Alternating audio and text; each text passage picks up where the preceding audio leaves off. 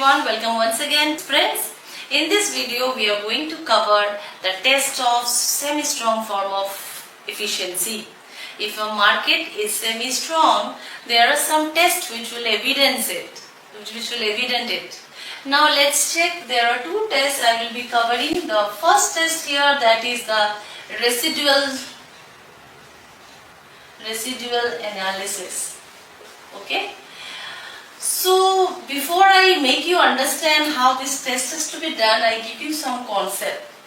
Now you see, we know in a semi-strong market, we know that fundamental analysis is of no use and technical analysis is also of no use. Then how can I make some extra profit? I can make extra profit by private information or insiders information. This we have covered. Now how can I know the market is semi-strong or not? We will cover this test in this video, that is residual analysis. So I give you one concept. So suppose we expect, it is expected that anyone who invests in a market is supposed to get 200 rupees. And you receive 220 rupees. This is your actual return and this is your expected return. I am not going into very technicalities, making it easy first and then I will touch the technicalities. So expected return is 200 but you earn 220. So what is this? Excess. This is residual, or we can say this is an excess return. How much excess you got? Excess you got 20. Suppose my expected return is 180 and you got 150. Is there any excess? No. So there is a minus 30 residual, right? So this way what I will do, the word residual analysis is there. First I explain you what is residual in this connection. Residual is the difference between your actual return and your expected return. Okay. Now actual is something which you can calculate because you already know that a security, how can I find out the security's actual return? I get the dividend return and the price change, P1 minus P0. So actual return can be calculated, right? So at any point of time I can calculate my actual returns because I can find out how much is my dividend income and how much is the change in the price. Okay? How much is the price change? P1 minus P0 divided by P0 will give me what is the price change. I can find out, but how can I find out the expected returns?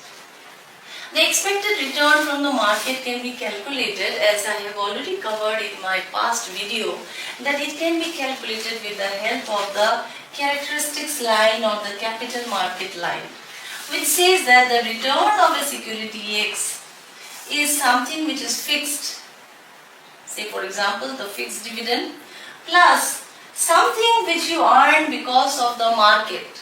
Okay, so we have the market RM and we multiply with the beta of the security X and we find out how much is coming from the market and how much is the fixed return, right?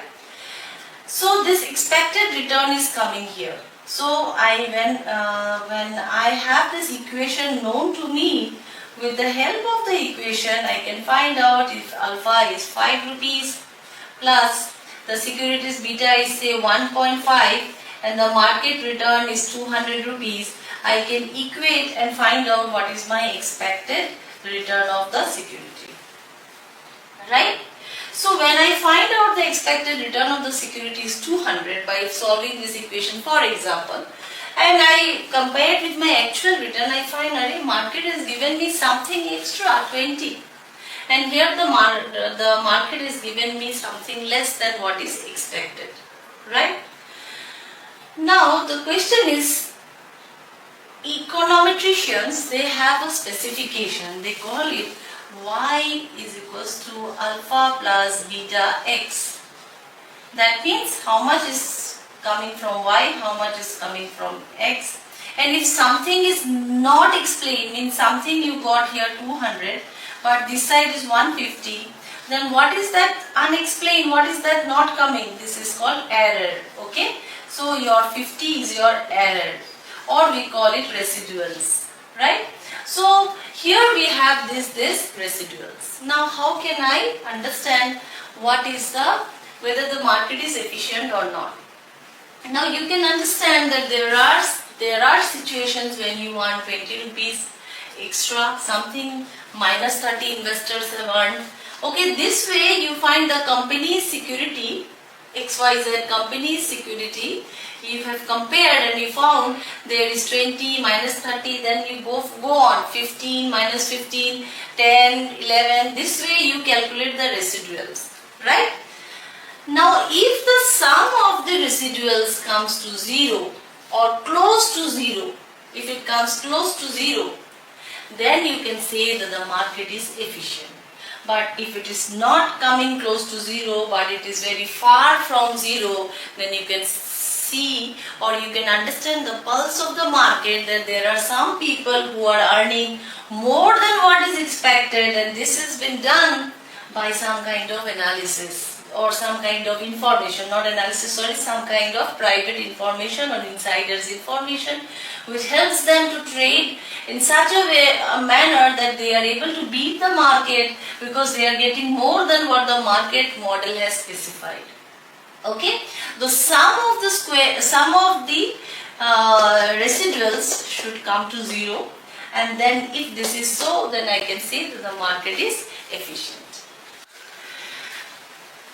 So here are certain information and I will make it very simple for you to understand. So first thing is that we need to know what is our expected return and what is our actual return and the difference between the actual and the expected.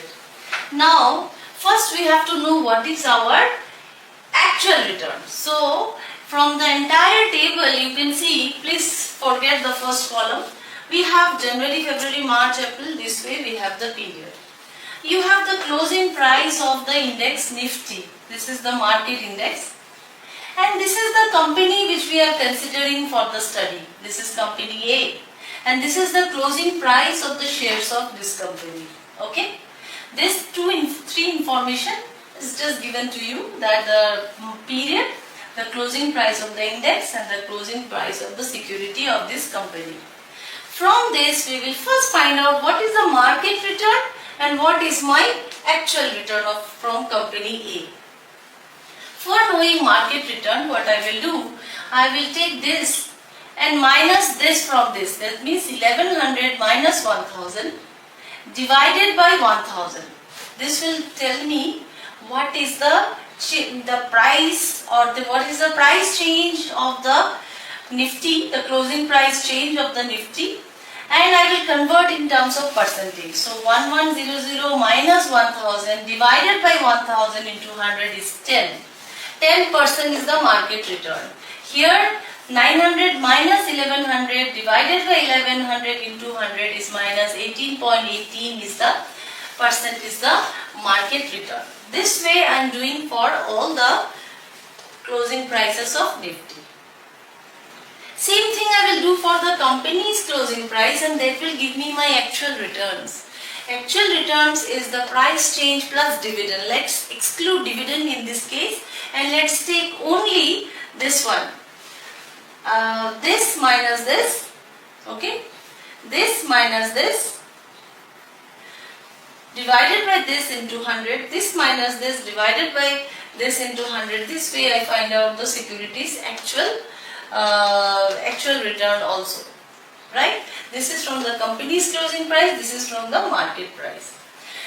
Now what is my expected return? Here you have to pay some attention. As I told you, expected return is coming from this equation. Expected return of a security is alpha. So for example, alpha is 5 plus 0.8 is the security's beta, because I told you Rx is equals to alpha plus beta times market returns. So let's assume that the beta is 0.8 in this case and 5 is alpha, and market returns is already given to me 10, 18 this way. So I calculated, I put alpha 5, beta 0.8 and Rm I am changing with these values 10 minus 18.18, 5.55. This way I get this is the expected return. So I expected 13, I got 7.14. I expected a loss of minus 9.54, but I got a lot of loss in reality. I expected less, but I am getting more here. I am expecting this much loss, but I am getting more than this loss. This way, I calculated the actual and the expected return. Since this is a very hypothetical figure from my mind, so the information would be something which is very arbitrary anyways. So then what we do, we minus actual and the expected and we get the residuals. And when I sum the residuals, as I told you, if I find the residuals to be 0, then or very close to 0, then I can declare the market is efficient. But in our case, it is minus 52.97, which is very far. And then I can say that the market is actually inefficient. Right? Market is inefficient. If it is 0, then the market is efficient, or close to 0 it is efficient. But in this case it is totally inefficient. So that's all about the residual analysis. We will meet again with another video next with the second test, that is the event study. Thank you for watching. Bye bye.